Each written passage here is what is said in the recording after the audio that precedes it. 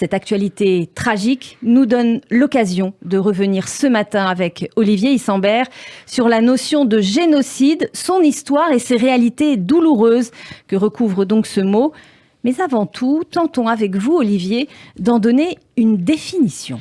Un génocide, c'est selon la définition du Larousse, un crime contre l'humanité tendant à la destruction de tout ou partie d'un groupe national, ethnique, racial ou religieux.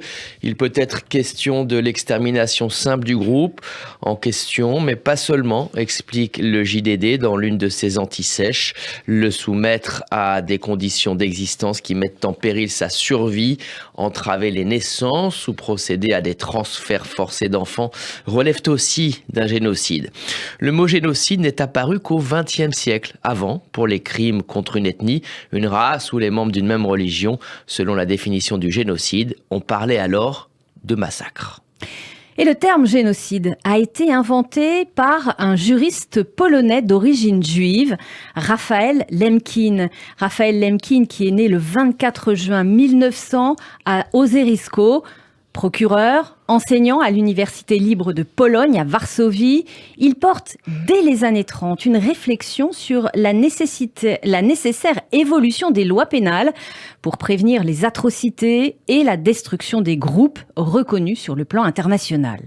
Marqué par les violences de masse contre les Arméniens par l'Empire ottoman, Raphaël Lemkin avance alors la notion de crime de barbarie. Face à l'occupation nazie et soviétique, il quitte la Pologne. Nous sommes alors en 1940. Il se réfugie à Stockholm puis aux États-Unis en 1941. Et il rejoint le département de la guerre tout en poursuivant une carrière universitaire. Et il faudra attendre 1944, Laurence, pour que Raphaël Lemkin propose finalement ce concept de génocide à partir du grec génos, qui veut dire race, peuple, groupe, et du verbe latin saedere, qui veut dire tuer. Le tout dans un ouvrage intitulé Axis Rule in Occupied Europe et intitulé Génocide, son chapitre 9 qui traite des crimes nazis contre les Juifs et les Slaves et de ceux perpétrés par les jeunes Turcs contre les Arméniens.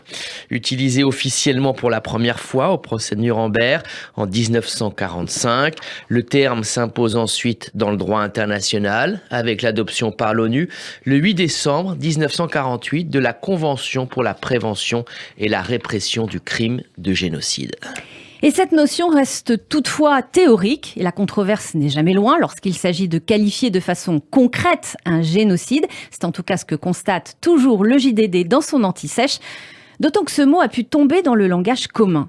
Le débat persiste notamment sur le caractère volontaire, systématique et préparé d'un génocide qui le différencierait d'un autre meurtre de masse.